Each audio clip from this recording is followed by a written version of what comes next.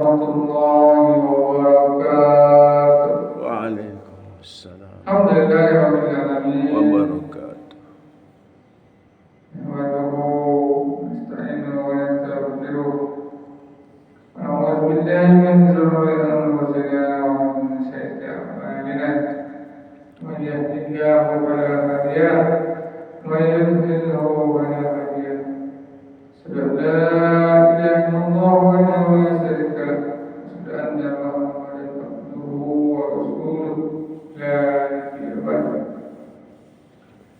قال الله تعالى في القرآن الكريم أعوذ بالله من الشيطان الرجيم بسم الله الرحمن الرحيم ومن أحسن قولا ممن دعا إلى الله وعمل صالحا وقال إنني من المسلمين.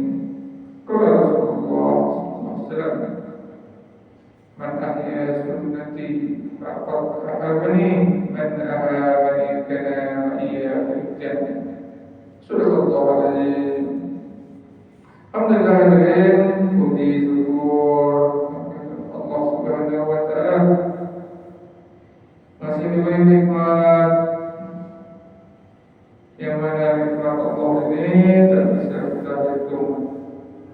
Saking banyak nikmat Allah yang telah diberikan kepada kita, maka sepatutnya kita mengucapkan alhamdulillahirrahmanirrahim atas segala nikmat tersebut.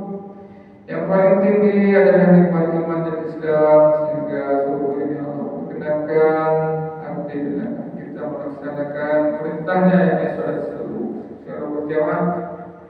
Salam beserta salam sama-sama kita sanjung agungkan kepada baginda yang mulia Muhammad sallallahu alaihi wasallam, kepada ahli keluarganya serta sahabat-sahabatnya.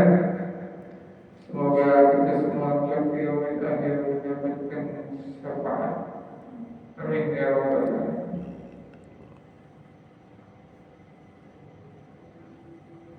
Baiklah kalian mendengarkan kisah-kisah dari kisah sahabat Muhammad, yakni tentang kisah Abu Talhah, yakni tentang kisah Abu Talhah radhiyallahu anhu mewakafkan kebunnya. Kisah Abu Talhah radhiyallahu mewakafkan kebunnya. Anas radhiyallahu berkata, Abu Talhah adalah seorang Ansor yang memiliki kebun terbanyak dan terbesar di Madinah Munawwarah. Anas berkata, Abu Talhah adalah seorang Ansor yang memiliki kebun terbanyak dan terbesar di Madinah Al-Munawwarah. Salah satu kebunnya yang terbesar bernama Mirha. Salah satu kebun terbesarnya bernama Mirha. Kebun inilah yang paling disukai olehnya. Letaknya berdekatan dengan Masjid Nabawi dan airnya sangat manis serta mengalir deras. Nabi sallallahu alaihi wasallam sering duduk di kebun ini dan minum airnya. Ketika ayat berikut ini turun, lan tanalul birra hatta tunfiqu mimma tuhibbun. Kamu sekali-kali tidak akan sampai kepada kebaktian yang sempurna sebelum kamu menafkahkan sebagian harta yang kamu cintai. Quran Surat Ali Imran 92. Maka Abu Talhah segera menjumpai Nabi SAW dan berkata, Ya Rasulullah, aku sangat mencintai kebunku, yakni Mirha, dan Allah memerintahkan untuk mengorbankan harta yang paling kita cintai. Untuk itu, aku ingin menginfakkan kebun yang sangat aku cintai ini fi sabilillah. Apapun yang menurut engkau baik untuk digunakan, maka bolehkanlah. Rasulullah SAW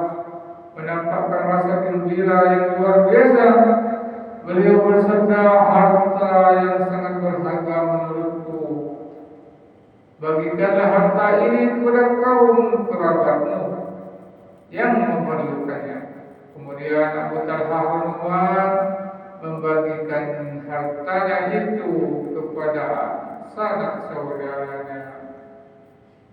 Faidah, apakah ketika kita mendengar suatu nasihat atau membaca suatu ayat dari para guru kita menginfakkan harta yang paling kita cintai? Apabila terlintas di dalam pikiran kita untuk mewakafkan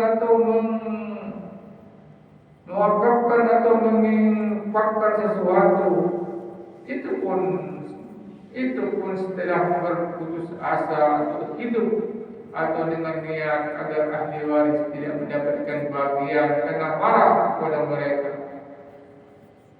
Bertahun-tahun kita memikirkannya. Adakah satu cara agar pada masa hidup kita harta itu hanya untuk kita, sedangkan apa yang terjadi setelah itu terjadi sangat berbeda jika ada suatu pertemuan yang berhubungan dengan nama baik atau untuk mengadakan acara pernikahan, maka berhutang dengan riba pun tidak akan dihindari.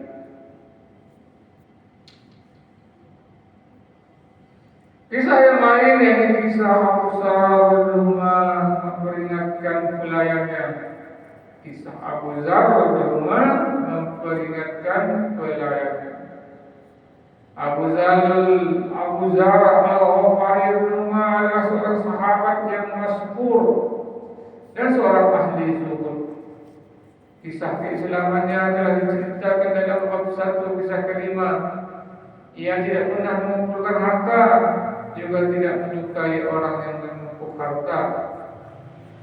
Ia sering mengencam para hartawan, sehingga Khalifah Utsman menyuruhnya agar menyendiri di Ramsah, yaitu suatu pemukiman di hutan yang sangat sedikit penduduknya. Abu Zar memiliki beberapa ekor unta yang digembalakan oleh seorang lelaki tua. Abu Zar memiliki beberapa ekor unta yang digembalakan oleh seseorang lelaki tua dan lemah. Suatu ketika seorang lelaki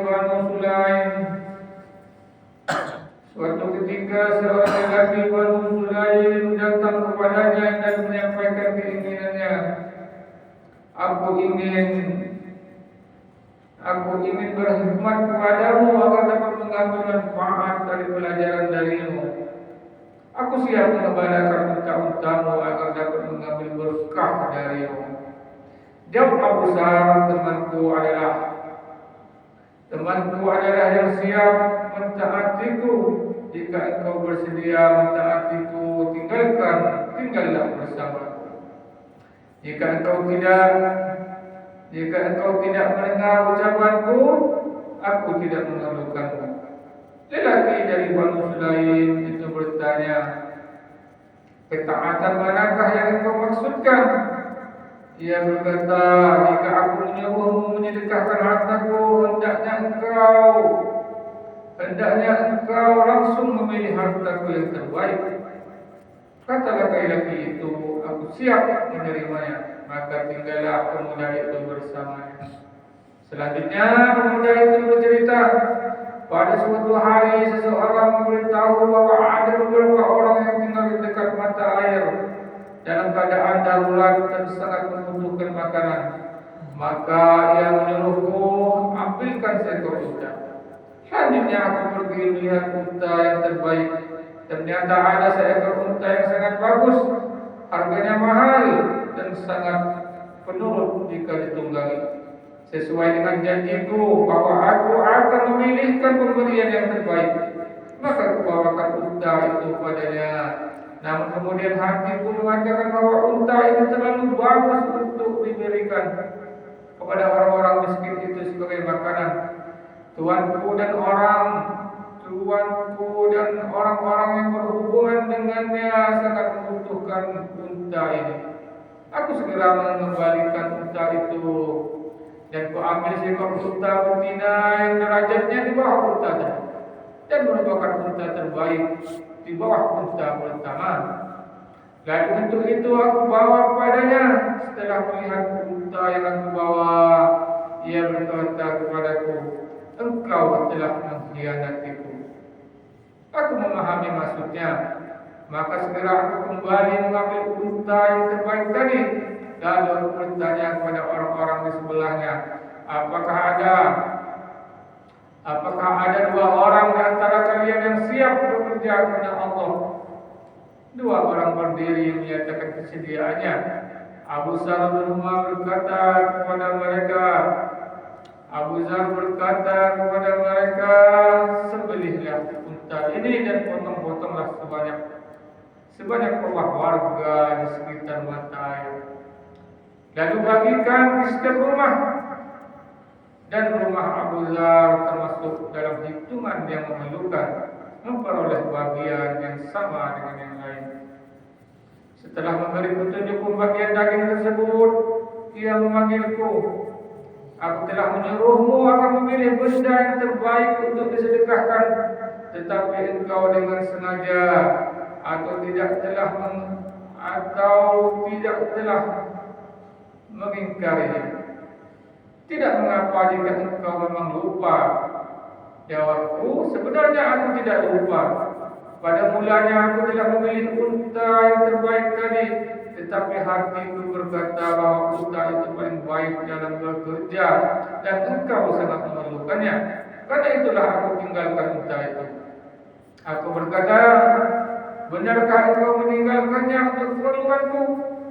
Aku menjawab, ya. Sengaja aku tinggalkan untuk keperluanmu. Ia berkata, Tidakkah engkau ingin mengetahui kapankah hari keperluanku? Hari keperluanku adalah ketika aku akan diletakkan dalam kubur seorang diri. Itulah hari keperluanku yang sebenarnya. Dalam harta itu ada 3 pemilik. Yang pertama adalah takdir. Ia begitu saja mengambil hartamu, yang baik maupun yang buruk, tanpa menunggu apapun. Yang kedua, pewaris yang menanti hartamu. Jika engkau mati, mereka akan mengambilnya. Dan yang ketiga adalah dirimu sendiri. Jika dapat, jangan menjadi yang paling lemah di antara ketiganya. Allah Subhanahu wa taala berfirman, lan tanalul birra hatta tanfiqu mimma tuhibbun. Kamu sekali-kali tidak akan sampai kepada kebaktian yang sempurna sebelum kamu menafkahkan sebagian harta yang kamu cintai. Quran Surat Ali Imran 92. Faedah, maksud janganlah menjadi yang terlemah di antara ketiga pemilik harta adalah usahakan semampu kita untuk menyimpan harta kita di akhirat. Jangan sampai takdir datang mengalahkan sehingga harta kita akan sia-sia. Atau ketika meninggal dunia, harta itu akan berpindah tangan ke orang lain. Kemudian tak seorang pun yang mempertanyakannya. Dalam beberapa hari, anak, keluarga dan istri akan menangis lalu diam. Sangat sedikit di antara ahli waris, orang yang meninggal dunia yang menyedekahkan hartanya, lalu menghadiahkan pahalanya untuk mayit dan mengingatnya. Nabi SAW bersabda, orang selalu mengatakan hartaku, padahal hartanya hanyalah yang ia makan dan dia habiskan, yang telah ia pakai dan dia usangkan, atau yang telah dia gunakan di jalan Allah, yang ia kumpulkan di tabungan untuk dirinya sendiri, dan penggunaan untuk selain itu sebenarnya ia kumpulkan untuk orang lain. Nabi SAW bersabda, siapakah di antara kalian yang lebih menyukai harta waris daripada harta sendiri? Sahur para sahabat radhiyallahu, ya Rasulullah, siapakah yang paling menyukai harta orang lain daripada hartanya sendiri? Jawab beliau, harta miliknya ialah harta yang telah ia infakkan, dan yang kamu tinggalkan adalah milik ahli warismu. Alhamdulillah. dan terdengar kisah-kisah daripada kisah sahabat, nasihat-nasihat baginda Rasulullah SAW. Semoga dengan mendengar kisah-kisah ini menjadi ibrah kita bisa kita amal dan kita sampaikan kepada yang belum mendengar. Coba Allah berhentikan. Asyhadu an la ilaha illa anta astaghfiruka wa atubu ilaik. Assalamualaikum warahmatullahi wabarakatuh.